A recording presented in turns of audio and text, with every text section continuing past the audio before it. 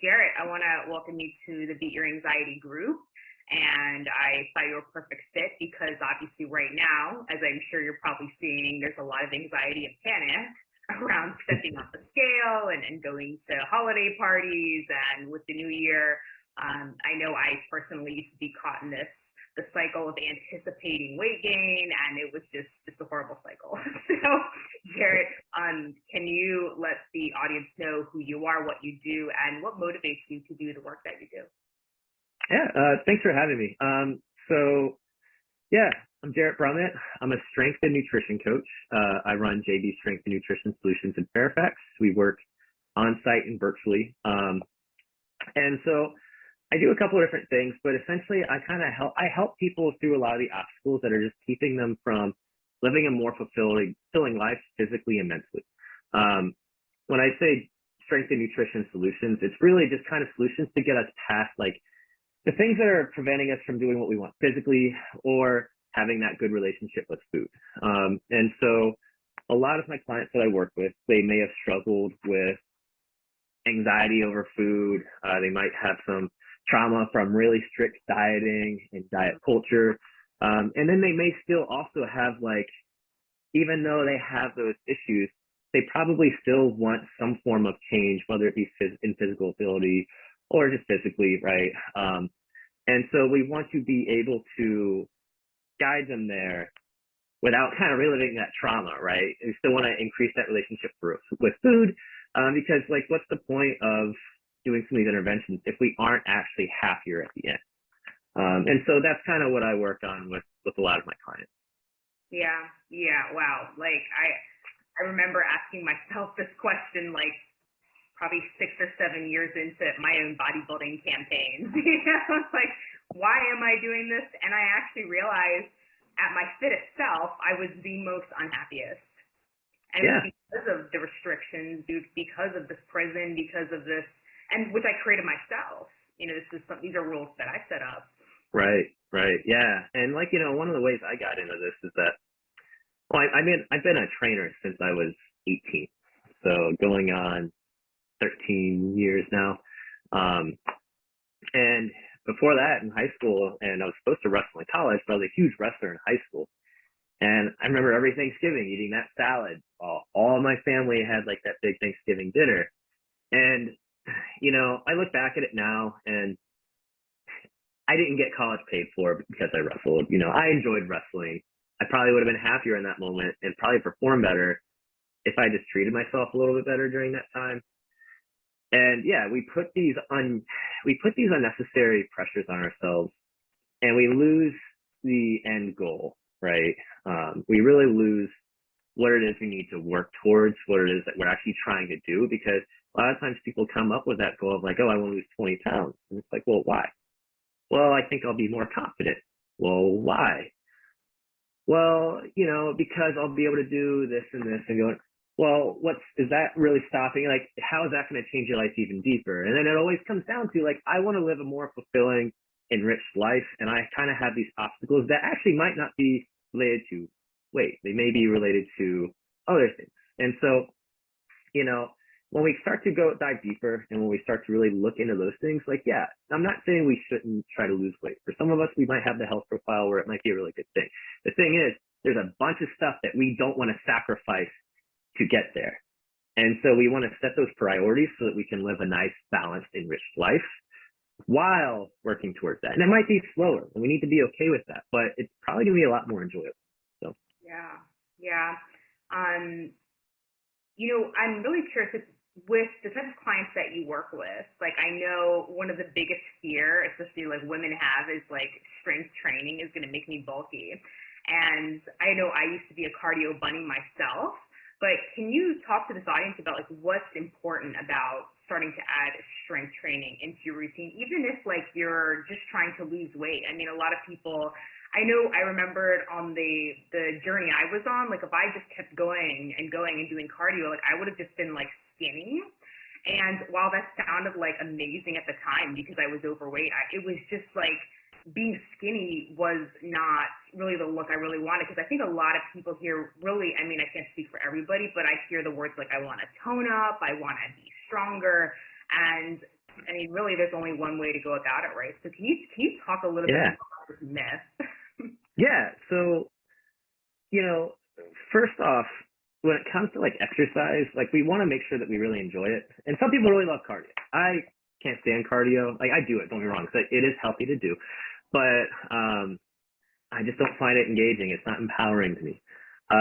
With a lot of the women that I work with, especially in the one-to-one training, a lot of them get better body composition. But the thing they always tell me when they come back isn't about like compliments that they get on how they look. It's about like, oh, I was at Home Depot and this guy tried to take the big bag of mulch from me and I just threw it over my shoulder and threw it in the truck. So it's like this independence, this empowerment. Like when you see someone lift a weight that they've never lifted before and kind of see that progression, it really adds to your confidence. And, for the people that are kind of scared of weight training for bulk, we have to kind of acknowledge that like most young males do everything they can to gain bulk, and a lot of them don't, right? It's a very hard and arduous process. And the amount of training that you have to do, like, from your bodybuilding experience, you have to be in the gym a lot to purposely gain tons of muscle. And now we also don't want to be scared of that anyway, because if we're talking about body composition changes, prioritizing muscle mass is going to do a lot of good things for us. It's going to keep our metabolic rate high. When we lose too much weight too quickly, our metabolic rate will drop, at least temporarily. And so then we just can't eat as much, which isn't ever fun, right? And the other thing is that we want to preserve muscle because of a lot of health detriments. Strength training and actually being strong has been shown to be one of the most important things from long-term and all-cause morality-related issues. So they actually found, like, there was a bunch of studies that showed, like, someone's leg press strength and I think, like, horizontal pushing strength was correlated was correlated with preventing all-cause mortality, even independent to their cardiovascular fitness. More people are going to be more likely to have health issues because of falling, because of hitting these things that they can't overcome physically at older age than cardiovascular health. Now, the other thing is that, like, sarcopenia, which is just the loss of muscle mass as we age, is very much in line with that stuff. So sarcopenia is a large predictor of all-cause mortality. And so by strength training, 2 to 3 days a week, we can offset that, and we can actually get stronger and get more empowered in the process. So there's just a lot of other things around it. And a lot of times when people kind of like are really in their own head about it, I just ask them like one simple question. Would you rather be strong or would you rather be weak? Right? Because if you're not strong, you're going to be weak. And we don't ever want to feel weakness. Like anytime that we feel weakness, it kind of eats at us. Anytime that there's an object or a thing that we can't do on our own, it is one more thing that makes us feel reliant. And so if we're really trying to live that empowered, thriving lifestyle, then we want to be able to do these things. And that a lot of times it doesn't require us to be powerlifters, right? Like I recreationally powerlift. I don't make my clients powerlift. They're going to learn to lift, and they're going to make it. I'm going to make it so that they are confident to do the main things that they need to do in the gym on their own without some gym bro trying to come mess with them, right? And by them doing that and giving them that independence, I usually see that they can live that life. They can walk that walk. They can go to the gym, and then they can like do all the physical activities they want to do, even in like as they age. I have a 75-year-old guy who deadlifts, squats, presses. He does handstands all the time. And one of the reasons that he says, like, he goes on hunts, like he just went on an elk hunt not too long ago with like all the packs and camping out. Then, he's able to do this well into retirement because he just still consistently shows up 2 days a week and picks up some heavy things. So. Yeah. Wow. Like, I remember, well, I can even relate to that because I know, like, I don't know, let me turn off all these alerts here. But I know for me, a lot of the strength training has really helped with back pain. And I know when I'm sure you see a lot of that. Well, I know we've worked on that together. And it's like whenever I start to feel pain, that's when I start to eat more because then I'm like stressed. And that's when I'm like nighttime snacking and eating all those extra calories. So for those of you who are struggling with physical pain, this is, I mean, what other direction is there to go? We have to strengthen those areas. And, of course, when it comes to strength training, it also might mean that you may need to eat more. And I'm sure you've seen, especially women, maybe get anxious when they hear those words, right? Like eating more. I remember when my bodybuilding coach was like, hey, we need to basically double your calories when you start to weight train. And I was like, what? Yeah. Can you talk a little bit about this myth that like carbs are bad or we're going to balloon up? Oh, yeah. So carbs are the body's most efficient energy source, right? And when we cut carbs completely, we do see a lot of issues in just the micronutrients that people get as well. But, let's first just talk about like why this myth kind of came about. Like in the whole keto movement, and then you would see someone do keto and then they would lose like 6 pounds in a week. Oh my gosh, this thing is magic. And all of it's water weight. And so not to get too deep into physiology, we eat carbs, and especially when we eat enough that like our body's going to store them. It gets stored as what we call glycogen. Glycogen goes into our muscles and in our liver. For every gram of glycogen that we store, we use roughly 2.5-ish grams of water to hold it there. And so, yeah, you're going to hold more water. Now, a training adaptation, especially weight training, anytime we do that exercise where like we get the muscle burning or it feels like it's pumping up, that is going to trigger an adaptation where our muscles hold more glycogen. And they do that so that they have more readily available energy to use at any given time. So, if you are in a weight training and you like to feel your muscles kind of pump up and work, then like you definitely need some carbs to do that. Now, when we really restrict carbohydrate intake, obviously we're going to burn through that and we're not going to restore it. And so by burning through that glycogen, we're also getting rid of like, roughly those 3 grams per unit of glycogen, and we're going to lose a crap ton of water weight. And, when people do that really quickly, they'll get what's called keto flu. And that's because they're actually dehydrating because they had all this water they were used to and they just lost it all. They get like flu-like symptoms. And so, I've worked with some females in the past where they were just like so convinced that carbs were so inherently bad for them because they fell into that trap of like weighing themselves very regularly, right? And so they might eat like pasta one night and you see like a huge fluctuation, and it's just water weight. Like that is not that. It's, I could play a game where I could see my weight fluctuate 5 pounds up, 5 pounds down, 5 pounds up, 5 pounds down just by doing that. But I'm not losing fat. It's just water. And then the other thing is, we had talked about previously, like the importance of retaining muscle mass as we lose weight. When you compare a ketogenic diet where it's just like extremely low carb with just an average, like just eating mindfully, eating just less of each thing so that we're in a deficit, the balanced, moderate carb approach retains much more muscle. And when it comes to strength gains and good physical fitness adaptations, having more carbs is better. There are some people that might try to say keto is good for like heavy endurance or if you try fasting, but research is still pretty clear in that when you look at the main bodies of it, having more carbohydrates is going to be better. Now, this isn't to say that like I'm going to always trash on keto or low carb diets, right? They have their use. I would just argue most of the time, if it's because we're fearful of carbohydrates, it's probably not the case. Some people then will say like, oh, well, what about insulin? I read all this stuff about how insulin really affects us. Best way to really drop your insulin is just a caloric deficit in general. And yeah, then we might want to be more careful about what those carbs are, right? I'd rather you have like something fibrous like oatmeal or even a piece of fruit than say like sugar. And at that point, it's like, yeah, okay, cool. We still probably shouldn't completely get rid of sugar because what that's going to do is that's going to make you end up wanting to binge it later.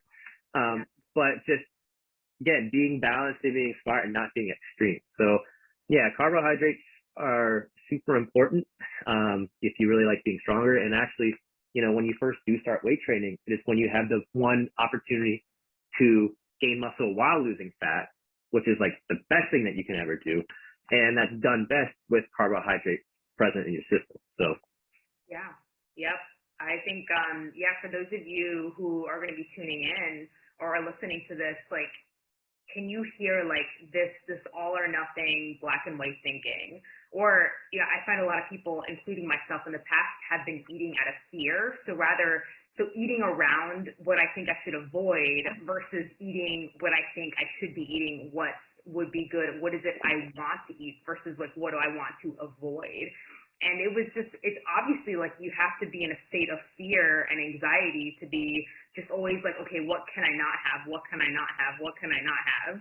And, that of course it's not fun. And of course you're not going to keep that up. And I have also clients who come in and they're also doing ketosis and same thing. Yeah. Like what I'm always curious to find out is if these people are enjoying this, are they enjoying doing low carb?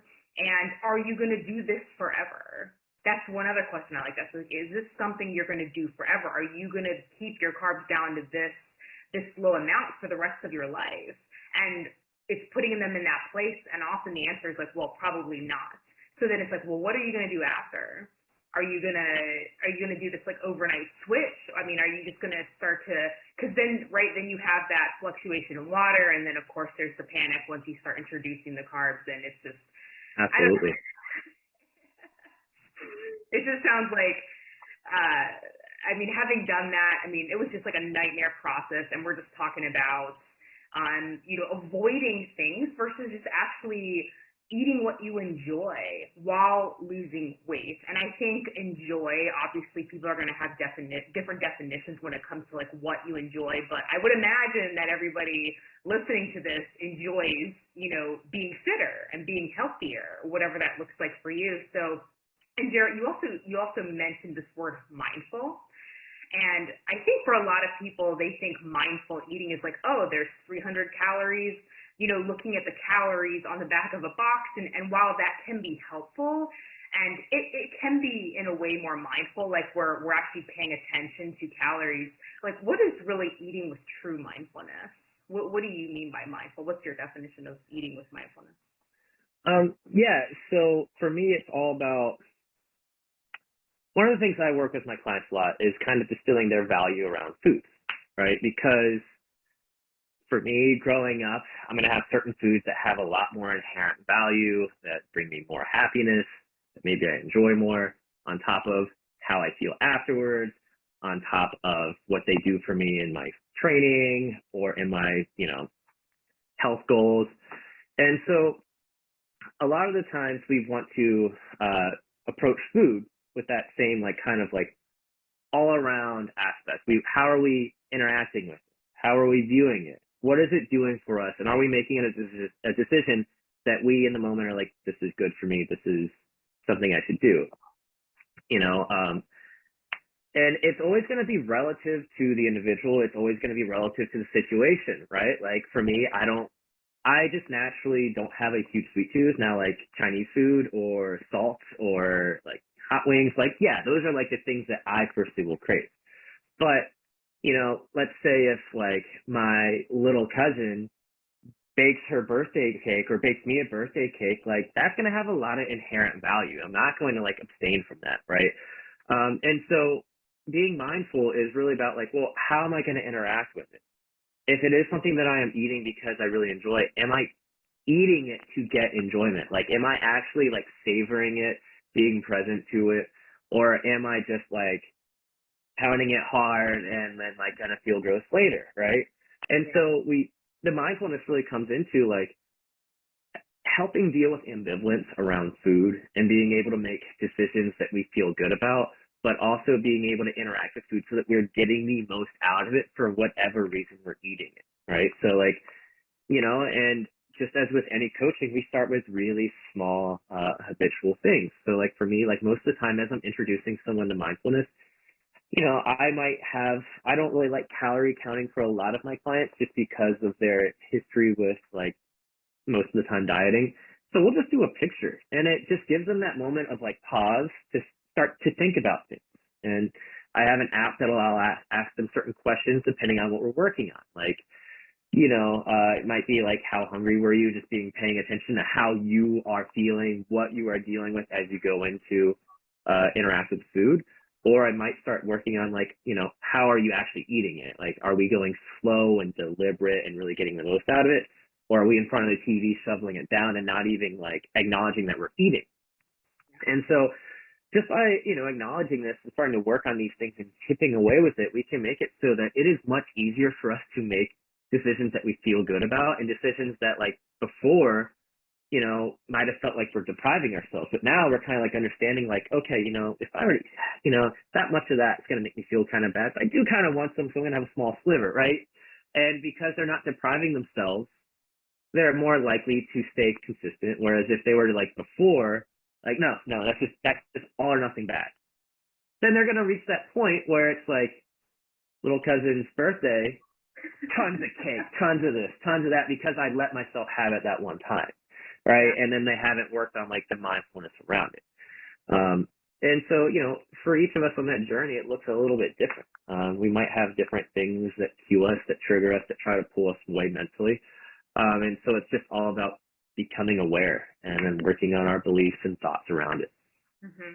Yeah, and I love like how you brought up like this is more of a subjective thing. I think people think there's this absolute like that food is bad, that food is good, and I think the way it's commercialized, right? Like a lot of foods are demonized, carbs are demonized, brownies are demonized. And like what I like to tell people is like, I lost 20 pounds over the last 2 years. I've been eating brownies like almost every day. But here's the thing, right? It's like I'm not just eating any brownie, right? Like I found little vegan bites. They're completely peanut free, soy free, gluten free, and I crumble them into yogurt, so it's like a little snack base. So it's coupled with some protein and it's filling. And it's not like, and I chose that because of the way it feels in my body. Like I'm not going to go to a client, buy a pack of brownies. Obviously, I'm probably going to throw up from something like that. But just being deliberate and like the ingredients as well. Right. Yeah, and when we start to get more mindful about it, we can start to get away from that like label of diet, right? It's just like, is this giving you what you want and meeting you with what you need, right?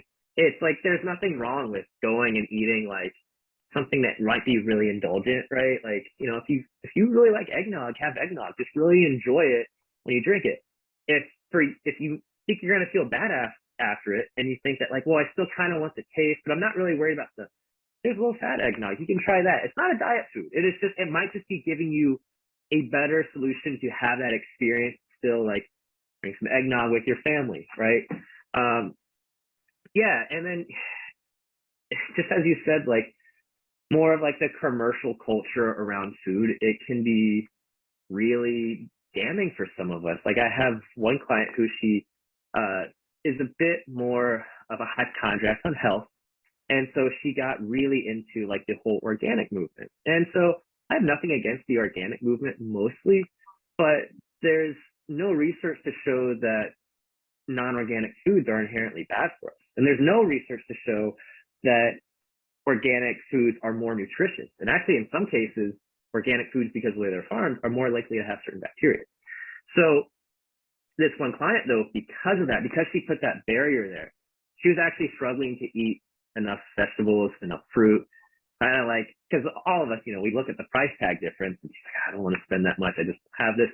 And so it would do that, and then it put so much stress on her that she would still then binge eventually, because she was causing so much restriction of these foods. When I was like, dude, just go grab some frozen peas. If you need some veggies, like they're really cheap, they're really easy. I don't care if they're organic or not. You are going to have more of a health benefit from just eating those peas in general, regardless of organic or not. And so, but you could apply that same concept to like when certain people believe certain things are, like I said, just off limits or bad or not on their diet or whatever. The more we restrict, the more likely we are to fluctuate in balance and binge. And so we want to find something that is, again, that's why I just like the mindfulness. If we can start asking like, well, if this is our belief, why do we believe that? Is that actually founded? If we look at evidence elsewhere, are we willing to really like dive deeper? And then we'll come to our truths ourselves, right? What's best for us. And, maybe that is staying organic. Some of us it might be. But if it is, we're going to want to make sure that it's like, doesn't feel like we're bending over backwards to make it happen. So. Yeah, I like how you really expanded this mindfulness around, not just around calories, because I think that's what people are really taught is to track calories. And Yeah. again, while that can be part of it, it's like, well, how do you feel just being around the food? How do you feel Yeah. like what I teach is how do you feel just holding it? Like Yeah. you're about to eat it. How do you feel like when you're about to eat it? And then, for a huge thing that came up for me, and I noticed for a lot of my clients with gastrointestinal issues, like, how does it feel in your body, like, hours after eating it? Not just, Yeah. like, their regret or an emotion that doesn't feel good, but how does your gut feel with the Yeah. food in your body? Do I was having eczema show up after certain foods, and then, heartburn and things like that, and that's really where this is really true mindfulness here is beyond tracking. It's really from start to finish, right? How do you feel the minute you're in front of it all the way to how does it feel in your body hours after eating it? It's just everything in between there. And Yeah. Yeah. And it's just going to be so individual, right? Like some people might have issues with gluten, like if they have celiac or something. Some people might not. Some people would be more beneficial to actually eat that gluten in certain situations. And so there's no hard rules. And so the individuals have to find what's best for them, Mm-hmm. Yeah. What I like to tell my clients is like, build your own program. Stop grabbing this program from that person. Just like that program worked for them. Yeah. And maybe it's worked for some other people, but this is still their program. This is not your program. And I'm even hesitant to use the word program because I'm not a fan of that word. But what does it look like? Like one thing I like to ask clients, and this is a great question for viewers, is like, well, what does just tomorrow look like? What might tomorrow look like, right? If you're eating in a way that feels good in your body, feels good emotionally, you feel whatever your goal is lighter, right. more energetic, and then instantly, right, some ideas are going to start to come up. So, yeah. I mean, when I first start with a nutrition client, like we try to get what I call like the structure of success, right? Because the way we set up our schedule, like it's going to determine like when we should be eating, what we should be eating, like, is it easy for us to practice? Are we better off like just having a larger lunch?